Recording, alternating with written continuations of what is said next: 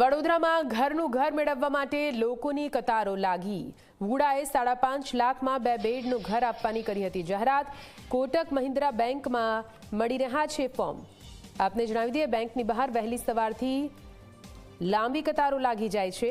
ફોર્મની અછતને કારણે લોકો રોજ ખાય છે ધક્કા। વુડા ઓનલાઈન ફોર્મ મૂકે તેવી કરવામાં આવી છે માંગ। 103 મકાનોની સામે લાખો લોકો દાવેદાર છે।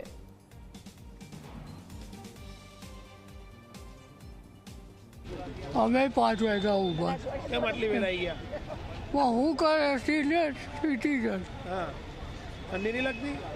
લાગે પણ શું કરીએ। હું સવારે 6:30 વાગ્યાનો આવ્યો છું। કેમ આટલી જલ્દી આવી ગયા? પછી નંબર 6:30 વાગે આવ્યો તો મારો 95 નંબર છે મારો। ઓહ, અને આ મકાન કેટલા રૂપિયા મળી જાય છે? 5.5માં। તો સરકાર આ રીતે લોકોને લાઈનમાં ઊભા રાખે છે તો શું કરવું જોઈએ? ના, એના માટે ઓનલાઈન છે, પછી 1 થી વધારે બેંકોમાં તમે આપ્યું હોય 2 થી વધારે તો વધારે સારું। આમ તો આપણે ડિજિટલ ઇન્ડિયાની વાતો કરીએ છીએ, દરેક વસ્તુ આપણે કહીએ છીએ કે ભાઈ એટીએમ પેટીએમના બધા કાર્ડો યુઝ કરવાની વાતો કરીએ છીએ, તો શાના માટે આ જ ફોર્મ તમે લોકો આવી રીતે ઓફલાઈન આપો છો, બેંકની અંદર આપો છો? અમારું બહુ સ્પષ્ટ માંગ છે કે આને ઓનલાઈન થવું જોઈએ, જેથી આ ગરીબ લોકો સવારમાં 4 વાગ્યા સુધી લાઈનમાં ના ઊભા રહે। વડોદરા અર્બન ડેવલપમેન્ટ ઓથોરિટી એટલે કે વુડા દ્વારા 103 મકાનોનો જાહેરાત આપવામાં આવી છે। 5.5 લાખ રૂપિયાના 2 BHK જે મકાન છે તે શહેરના અલગ અલગ વિસ્તારમાં ડ્રો મારફતે વુડા દ્વારા આપવામાં આવનાર છે, અને તેને લઈને કોટક મહિન્દ્રા બેંકમાં ઓફલાઈન ફોર્મ લોકોને આપવામાં આવી રહ્યા છે। ત્યારે આજે તમે લાઈન જોઈ રહ્યા છો, આ લાઈન રૂપિયા લેવા માટે નથી, પરંતુ લોકો પોતાનું ઘરનું ઘર મેળવવા માટે લાઈનમાં સવારે 4 વાગ્યાથી ઊભા છે। જે રીતના હું આ એક ફોર્મ બતાવવા માંગીશ કે પ્રધાનમંત્રી આવાસ યોજનાનું આ વડોદરા શહેરી વિકાસ સત્તા મંડળનું આ જે ફોર્મ છે, આ ફોર્મની 100 રૂપિયા કિંમત લોકો પાસેથી લેવામાં આવી રહી છે, અને એક ફોર્મ મેળવવા માટે લોકો કલાકો સુધી લાઈનમાં ઊભા રહ્યા છે। એક માજી છે જે ફોર્મ લઈને આવ્યા છે, તેમની સાથે વાત કરીશું। કેટલા કલાક સુધી લાઈનમાં ઊભા રહીને પછી ફોર્મ લીધું? નહીં કેટલા વાગ્યાથી? લગભગ 7 વાગ્યા પહેલાંની। 7 વાગ્યાથી ઊભા છો? હા, તો ફોર્મ મળ્યું તમને? કેટલા રૂપિયા લીધા? 100 રૂપિયા। તો શું કહેશો, તમને ઠંડી નથી લાગતી આટલી જલ્દી આવી ગયા તમે? ઘર જોઈએ ઘર જોઈએ તો સરકારે ઘર વ્યવસ્થિત રીતે મળે એ રીતે ના કરવું જોઈએ? તો લાઈનમાં કેમ ઊભા રાખે લોકોને? એ વાત તારી સાચી હો।